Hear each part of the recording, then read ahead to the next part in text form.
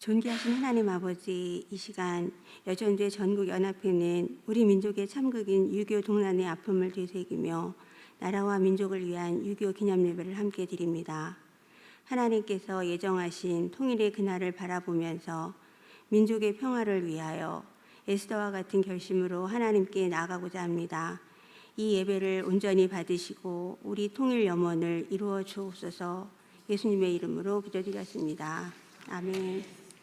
찬송 413장 하시겠습니다. 늘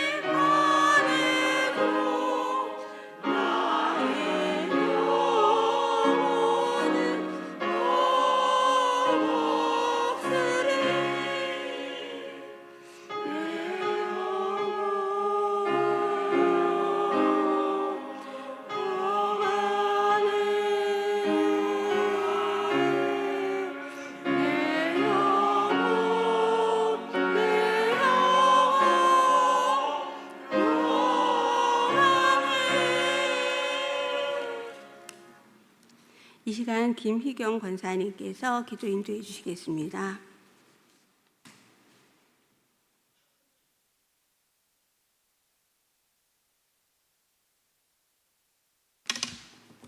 다 같이 기도하시겠습니다. 평화의 왕이신 하나님, 오늘 6.25 전쟁 75주년을 맞이하여 기념 예배로 드리게 됨을 감사드립니다. 저희들을 하나님의 은혜가 넘치는 나라 대한민국에 태어나게 하시고 하나님의 자녀로 이 땅을 살아가게 하시니 참 감사를 드립니다. 이 민족을 사랑해 주시어서 주의 은혜로 이 나라에 복음이 흘러들어오게 하시고 많은 선교사님들의 피와 땀으로 이 나라에 복음이 뿌리 내리게 된 줄 믿습니다. 6.25의 처참한 전쟁 가운데서도 이 나라를 공산주의로부터 지켜주신 하나님께 감사를 드립니다. 하나님께서 미국을 포함한 유엔의 군인들을 보내어 주셔서 그들의 고귀한 젊은 피와 희생으로 이 땅의 자유민주주의를 지켰고 저희들이 오늘날과 같이 자유롭게 예수님 믿고 선교할 수 있도록 신앙의 자유를 누리게 하심도 감사드립니다. 그러나 남한 땅은 전쟁의 폐허를 딛고 일어나 신앙의 자유와 놀라운 경제 발전을 이루었지만 북한의 동포들은 세습 독재와 1인 우상화 속에서 참 자유를 억압받고 살아가고 있습니다. 이에 한국 교회가 북한 동포의 영유권을 위해 간절히 기도하오니 반드시 복음에 의한 통일이 이루어지게 하옵소서. 국가 지도자들이 정치적 이념의 차이를 넘어 평화와 공존의 염원을 공유하며 상생하는 조화와 비전을 바라보게 하옵소서. 하나님의 빛이 북한의 가장 어두운 구석까지 침투하여 자유와 평화를 향한 길을 밝혀주시기를 간절히 구합니다. 과거의 상처를 치유하고 평화의 미래를 건설할 수 있도록 남과 북이 서로를 이해하는 지혜를 허락하여 주시옵소서. 한반도가 모두의 희망이 등불이 되게 도와주시옵소서. 하나님, 시대는 바뀌고 아픔은 점점 무디어 가지만 우리는 현실에 안주하지 않고 복음적 통일을 향한 걸음을 멈추지 않게 하여 주시옵소서. 하나님께 드리는 6.25 예배를 통하여 또한 기도를 통하여 어려운 현실에 놓인 지금의 대한민국이 다시금 세계 가운데 우뚝 서는 나라가 되게 하여 주시옵소서. 그리하여 다음 세대에게 자랑스러운 대한민국을 물려줄 수 있는 참 어른들이 될 수 있도록 도와주시옵소서. 하나님, 예배를 통해 아픈 몸과 상처난 마음을 치유받기 위해 머리 숙인 양들을 기억하여 주시옵소서. 말씀 속에서 오늘도 해결되고 치유받는 역사가 있게 하여 주시옵소서. 목사님을 통해 주시는 말씀은 떨어질 때마다 알알이 옥토에 떨어져 모두 우리의 삶으로 열매 맺는 귀한 말씀이 되게 하여 주시옵소서. 나를 구원하신 예수님의 이름으로 기도드립니다.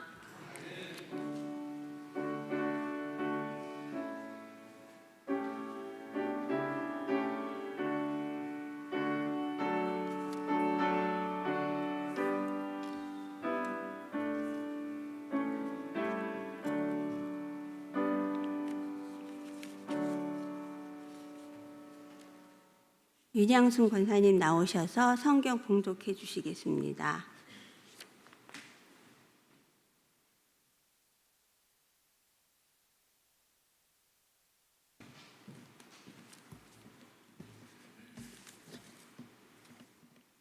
이 시간에 주신 말씀은 이사야 2장 4절 말씀입니다. 찾으신 줄 알고 봉독하겠습니다.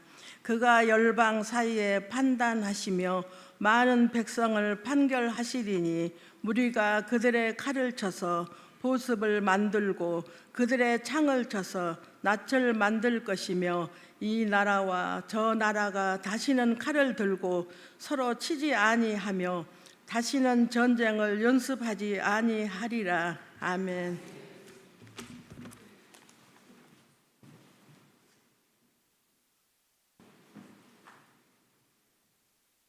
이왕용 목사님께서 칼을 쳐서 보습으로라는 제목으로 말씀 선포해 주시겠습니다.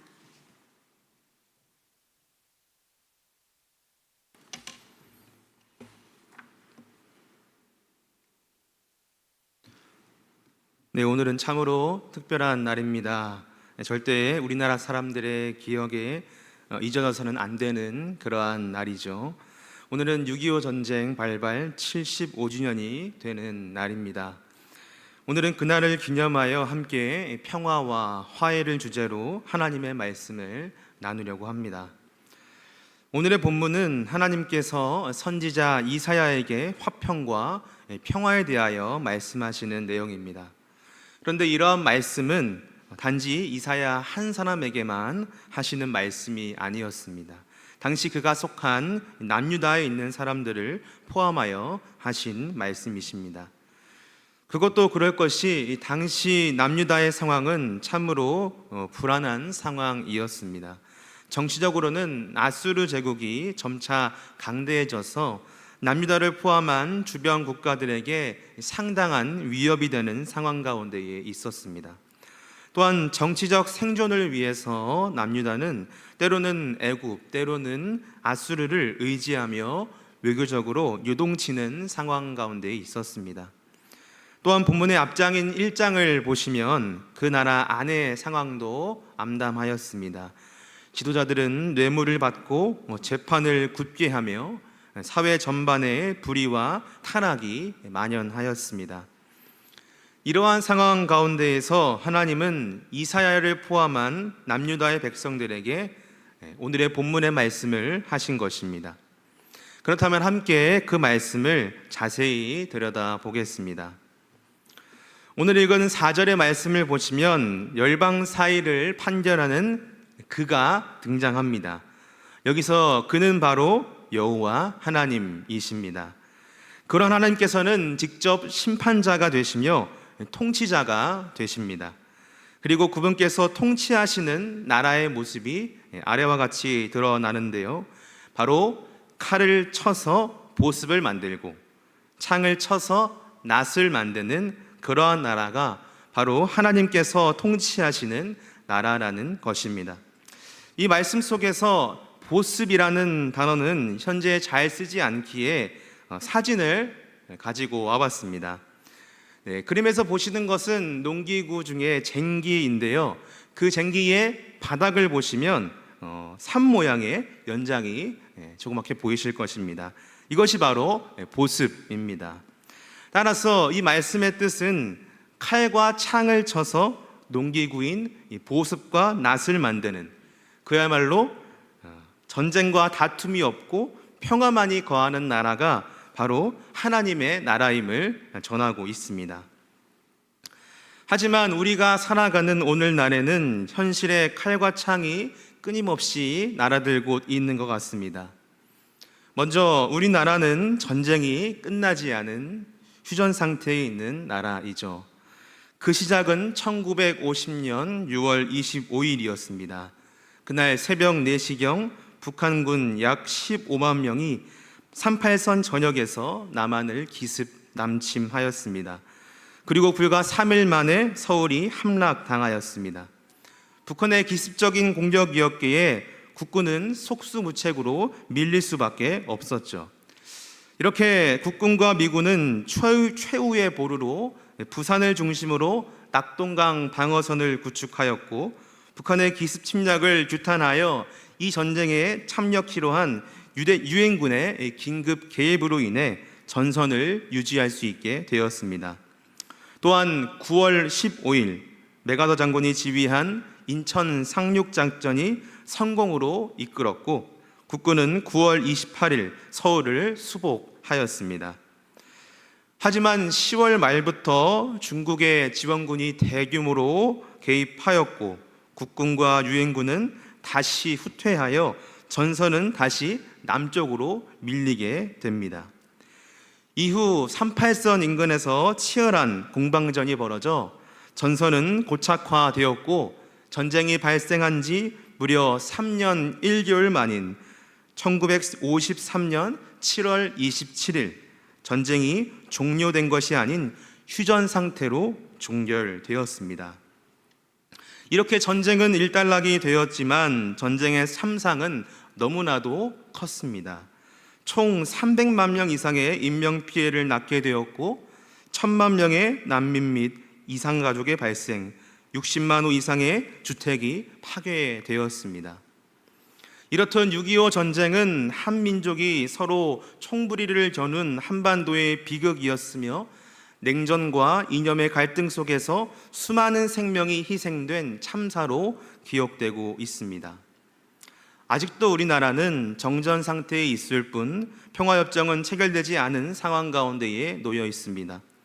또한 군사 분계선과 비무장지대 그리고 북한과의 군사적 긴장감은 여전히 칼날을 겨루고 있는 상황입니다. 북한과의 평화가 이어지려고 하다가도 북한은 여러 가지의 방법을 사용하여 우리나라를 향해 아직도 칼과 창을 들고 있는 상황입니다. 또한 이러한 칼과 창은 세계 곳곳에서 현재 일어나고 있습니다. 최근에 발발한 이란과 이스라엘 간의 전쟁, 그리고 오래도록 이어지고 있는 러시아와 우크라이나와의 전쟁, 또한 수단, 미얀마에서 일어나고 있는 내전 등등 인류는 여전히 칼을 들고 서로 치는 일에 몰두하고 있습니다.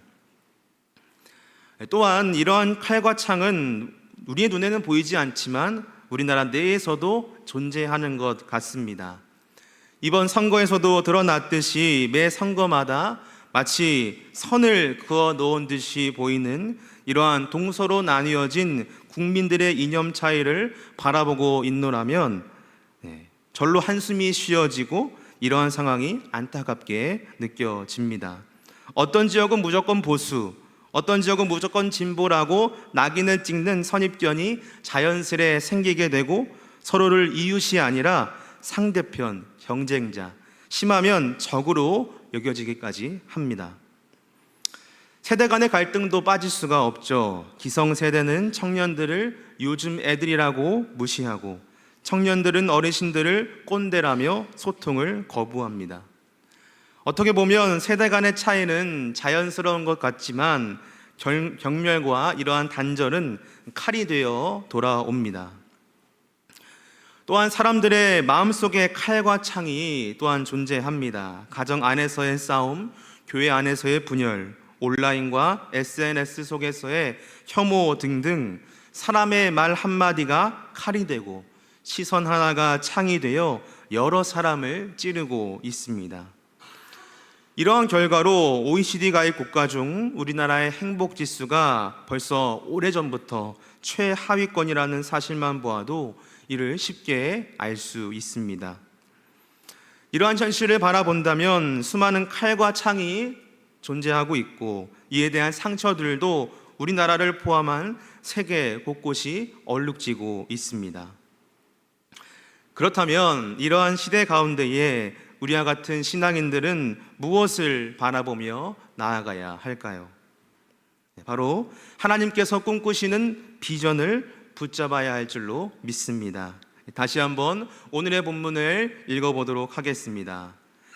그가 열방 사이에 판단하시며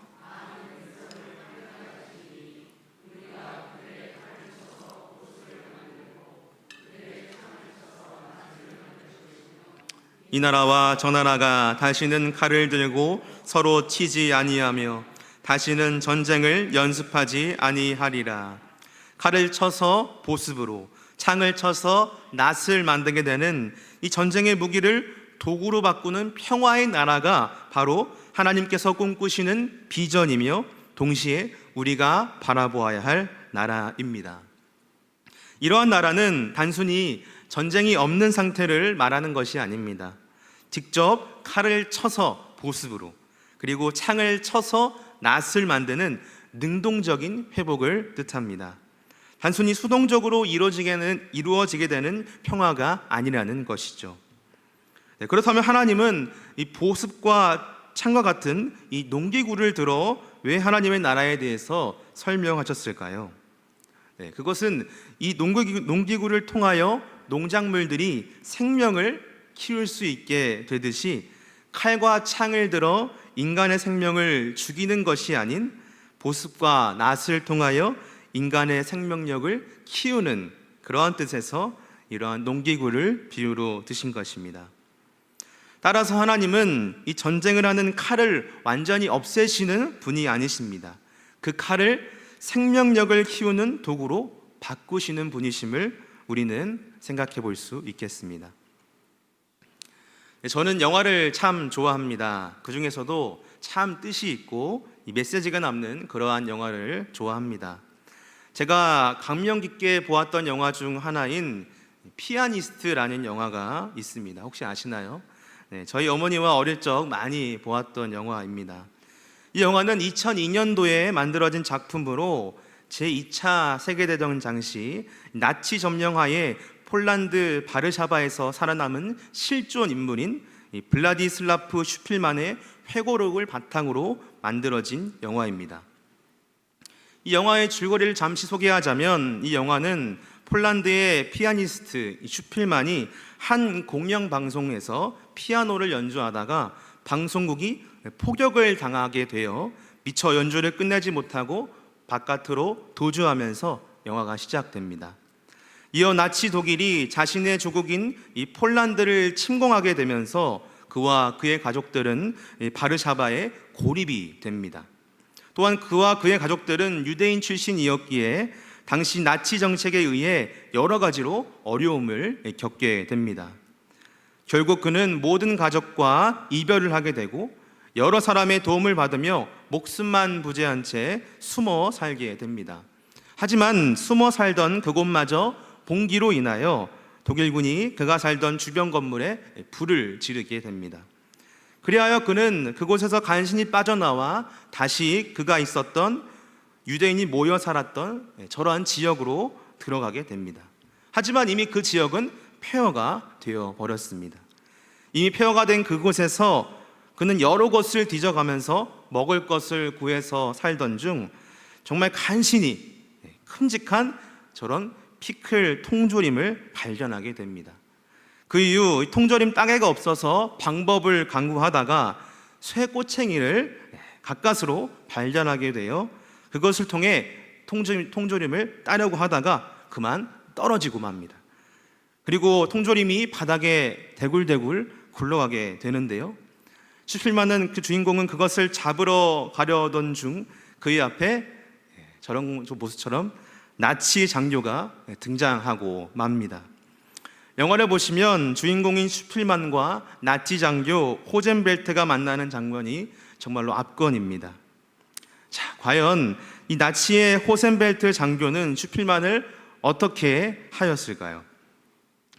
네, 그는 나치의 장교이고 주인공은 유대인이니 반드시 죽여야만 하였지만 그는 다른 나치와 달리 그 호젠벨트는 유대인인 그를 죽이지 않고 그에게 오히려 식량을 지원해주며 숨겨주기까지 합니다.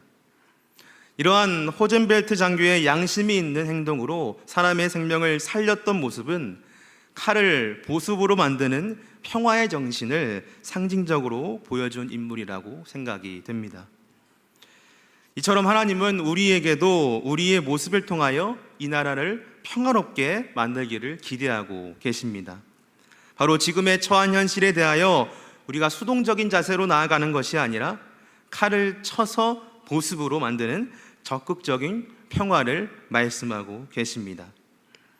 그렇다면 하나님께서 말씀하시는 적극적인 평화를 우리가 어떻게 실천해야 할까요? 우리 에베소서의 말씀을 함께 읽어보도록 하겠습니다. 그는 우리의 화평이신지라 둘로 하나를 만드사 원수된 것 곧 중간에 막힌 담을 자기 육체로 허시고. 우리가 적극적인 평화로 나아가기 위해서는 둘로 하나를 만드시는 화평의 예수님을 본받아야 합니다. 이 말씀을 보시면 중간에 막힌 담을 바로 예수님의 육체로 허물으셨다고 말씀하십니다. 자, 막힌 담이 있다면 담으로 인해 막힌 양쪽이 있겠죠. 그 양쪽은 바로 우리와 같은 인간과 다른 한쪽은 하나님과의 관계입니다. 잘 아시는 것처럼 인간과 하나님은 만날 수가 없습니다. 왜냐하면 하나님은 너무나도 크신 분이시고 이 세상의 창조주이기 때문이시며 또 우리 인간은 그 창조주께서 만드신 피조물에 불과하기 때문입니다. 그리고 그 피조물의 최대 약점은 바로 죄가 있다는 것이죠. 따라서 감히 이 죄 있는 인간이 하나님 앞에 바로 설 수가 없다는 것입니다. 이것을 에베소의 말씀은 하나님과 인간 사이에 막힌 담이 있다고 표현하고 있습니다. 하지만 이러한 막힌 담은 예수 그리스도께서 이 땅에 오심으로 인하여 허물어졌다고 말씀합니다. 그리고 그 담을 허물었던 것은 다름 아닌 예수님께서 피 흘리신 십자가를 통함이었습니다. 에베소서 2장 16절의 말씀도 우리가 함께 읽어보겠습니다. 또 십자가로 이 둘을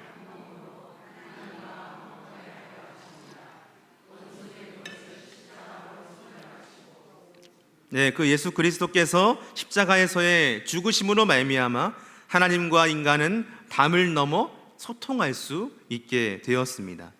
그것은 오직 예수님으로만 가능한 일이었습니다. 왜냐하면 오직 그분만이 완전 무결하셔서 죄가 없으신 분이시기에 그분의 피로 말미암아 모든 인류의 죄가 사하여짐으로 하나님과 인간의 막힌 담이 허물어졌기 때문입니다. 그러므로 우리는 이 자신의 몸을 통해 친히 화평을 이루신 예수님을 따라감으로 인하여 이 땅에 평화를 선포해야만 합니다. 이에 친히 하나님께서는 우리에게 그러한 직분을 허락해 주셨다고 말씀하고 있습니다. 고린도후서의 말씀도 우리가 함께 읽어보겠습니다.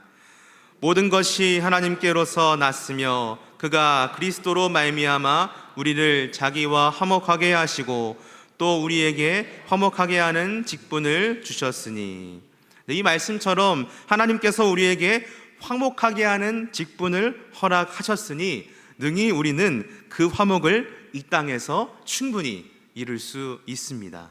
이러한 말은 나 자신만이 화목을 이루기 위해서 이루는 것에서 그치는 것이 아니라 적극적으로 화평을 또한 전해야 합니다. 우리 예수님께서는 그런 화평의 본을 스스로 보이는 삶을 그의 공생애의 기간 동안 몸소 보여주셨습니다. 누가복음의 말씀을 보시면 예수님을 배척했던 도시인 예루살렘을 향해, 또한 예수님을 십자가에 못 박았던 곳인 예루살렘을 향해 그들을 심판하거나 정죄하시지 않고 오히려 예루살렘에 평화를 선포하셨습니다. 가까이 오사 성을 보시고 우시며 이르시되 너도 오늘 평화에 관한 일을 알았더라면 좋을 뻔하였거니와 지금 내 눈에 숨겨졌도다. 이처럼 예수님께서는 우시며 그를 적대하던 자들에게조차 긍휼을 전하시며 그곳에 화평을 선포하셨습니다. 또한 예수님께서는 당시 역사적으로 또한 종교적으로 적대감이 깊었던 이 사마리아인, 그 중에서도 사마리아 여인에게 다가가셨습니다.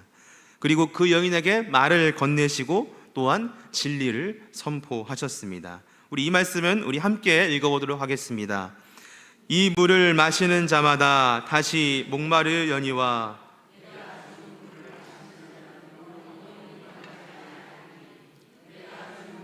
그 속에서 영생하도록 솟아나는 샘물이 되리라. 아멘. 이러한 예수님의 모습은 그 당시 대립했던 유대인과 사마리아인과의 칼날을 거두고 친히 보습을 들어 길을 낸 평화의 사건이었습니다. 또한 예수님은 그 무겁고도 무거운 십자가 상에서도 평화를 선포하셨습니다. 누가복음의 말씀입니다. 이에 예수께서 이르시되 아버지 저들을 사하여 주옵소서 자기들이 하는 것을 알지 못함이니이다. 예수님께서는 십자가에 달리셔서 자신을 못 박았던 그 원수를 향해서도 아버지 저들의 죄를 사하여 달라고 말씀하시며 화평의 말씀을 전하셨습니다. 원수에게 복을 비는 것은 정말 어려운 일이겠죠. 하지만 이러한 예수님의 평화의 정신을 우리가 기억하며 이것을 되새기며 우리도 그것을 본받는 삶을 살아가야 하겠습니다. 우리가 이러한 예수님의 정신을 이어받아 나 스스로가 창이 아닌 보습을 만드는 삶을 살아가야 합니다. 그리고 그러한 사명은 가장 먼저 우리 안에 있는 칼을 내려놓는 데서 시작될 것 같습니다. 여러분, 이 시간 나 자신을 되돌아보기를 원합니다. 혹시 나의 마음 안에 아직 용서하지 못한 사람이 있으십니까? 나의 마음 안에 남을 비판하는 마음이 남아있지는 않으십니까? 또한 내가 무시하고 지나친 형제 또는 자매가 있지는 않으십니까? 이처럼 나부터 평화의 모범이 되는 삶을 살아가야만 다른 이들에게도 그러한 삶으로 나아가라고 권할 수 있겠습니다. 만약 내 자신이 화평의 모습으로 이 땅을 살아간다면 그러한 말을 꼭 전하진 않더라도 화평의 삶을 사는 그 자체를 보고서 다른 이들도 그것을 닮아가게 될 수 있습니다. 아까 서두에도 말씀을 드렸듯이 우리나라는 많은 칼들을 드러내고 있습니다. 이념과 세대 간의 갈등의 칼들, 혐오와 경쟁의 칼 등등. 이러한 칼을 든 사람들은 가정, 일터, 사회, 정치를 물들이고 있습니다. 오늘의 이러한 상황 속에서 우리와 같은 그리스도인들은 선한 말 한마디, 행동 하나, 태도 하나를 통하여 이와 같은 보습을 드는 삶으로 나아가야 하겠습니다. 그러한 작은 실천은 무엇이 있을까요? 그 사람 원래 그래 이렇게 하기보다 혹시 무슨 사정이 있을지도 몰라. 누군가 실수를 했을 때 또 너야? 왜 그러니? 라고 하기보다 괜찮아, 그럴 수 있지. 나도 이런 적이 있어. 또한 조용히 봉사와 섬기는 모습으로 당신 덕분에 교회가 더 따뜻해집니다 와 같은 문자 한 통으로 오해가 있던 분에게 용기를 내어 연락하는 것으로 이렇게 실천해 볼 수 있습니다. 또한 듣는 태도로 상대방의 말을 자르지 않는 모습, 당장 변화가 되지 않더라도 기도하며 기다리는 태도가 우리와 같은 그리스도인들이 해야 할 보습을 들며 나아가는 작은 실천이 아닐까 생각합니다. 우리 모두가 6.25를 기억하며 칼을 쳐서 보습을 만드는 그러한 평화를 먼저 우리가 누리고 그 누린 것을 우리가 여러 가지의 모습으로 전하며 나아가 이 땅에서 하나님께서 말씀하시는 평화의 나라가 속히 다가오기를 주님의 이름으로 소망합니다. 사랑과 평화의 하나님 아버지, 오늘도 우리에게 말씀을 통해 하나님의 비전을 보여주심에 감사드립니다. 우리 모두가 전쟁의 기억을 넘어 참된 평화를 꿈꾸게 하시고 예수 그리스도를 본받아 우리의 삶 속에서도 칼을 쳐서 보습으로 만드는 이들이 되게 하여 주옵소서. 또한 우리 안에 있는 분노와 분열의 칼을 내려놓게 하시고 대신 화해와 용서의 말 한마디, 사랑과 이해의 행동을 실천함으로 작은 평화의 씨앗을 심게 하여 주옵소서.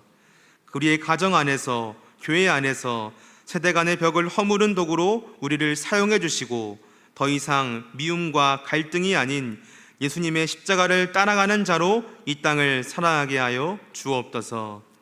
주님, 이 나라를 지키기 위해 생명을 바친 6.25 전쟁의 호국 영령들을 저희들이 매번 기억하게 하여 주시고 그 희생 위에 세워진 자유와 평화를 소중히 여기며 살아가게 하여 주옵소서.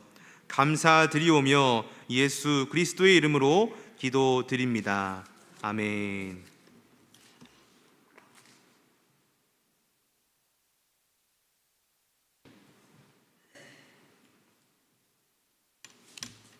찬송가 582장 부르시겠습니다.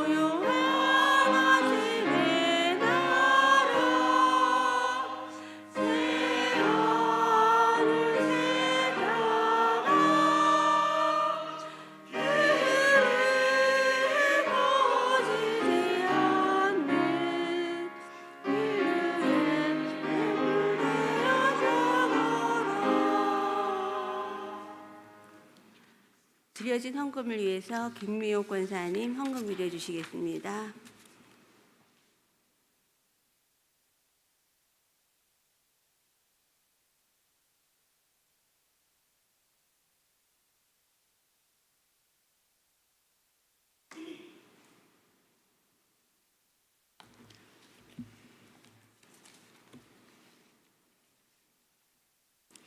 전능하신 하나님 아버지, 은혜와 사랑에 감사를 드립니다.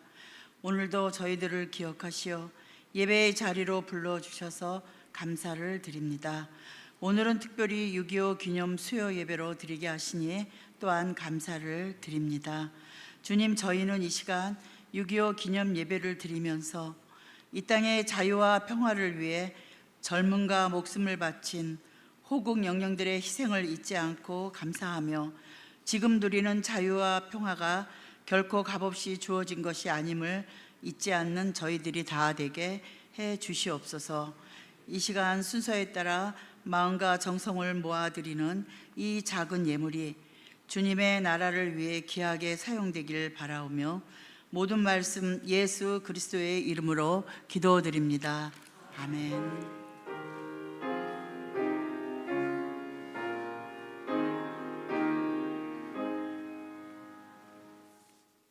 다 같이 일어서셔서 애국가 제창리 1절만 하시겠습니다.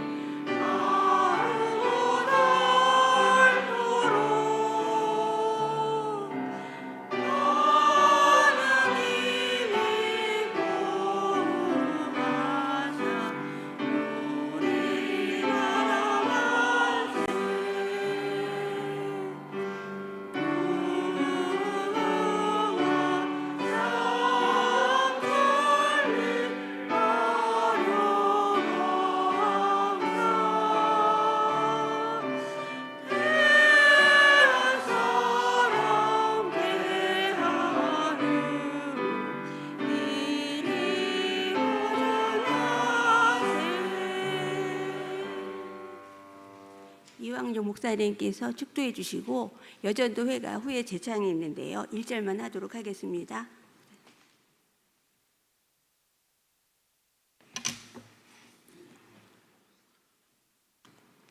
이제는 화평케 하시기 위해 십자가를 지신 우리 주 예수 그리스도의 은혜와 평화를 꿈꾸게 하시는 하나님 아버지의 크신 사랑과 우리를 화목하게 하시는 직분으로 부르시는 성령님의 교통하심이 오늘도 이 땅에 칼을 쳐서 보습으로 만드는 자로 살아가기를 결단하는 하나님의 모든 백성들 머리 위에, 그리고 평화를 갈망하는 이 민족과 이 땅 위에 지금부터 영원토록 함께 하옵시기를 간절히 축원하옵나이다. 아멘.